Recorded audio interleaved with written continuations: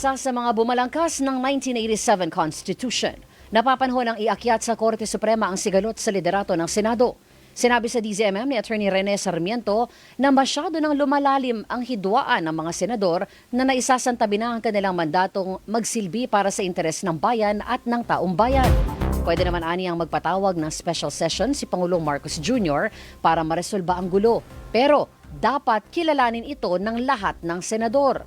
Kung hindi, lalabas na nasa constitutional crisis ang bansa. Isang paraan yan ang Pangulo to call a special session po. Sa tingin ko dahil sa hidwaan, tapos itulakan, iringan o abangayan dyan po sa Senado ngayon. Baka time to elevate this matter to the Supreme Court. Yung petition ko, warrant to, pwedeng ito po isang isang partido. By what position or authority you're holding on to that authority.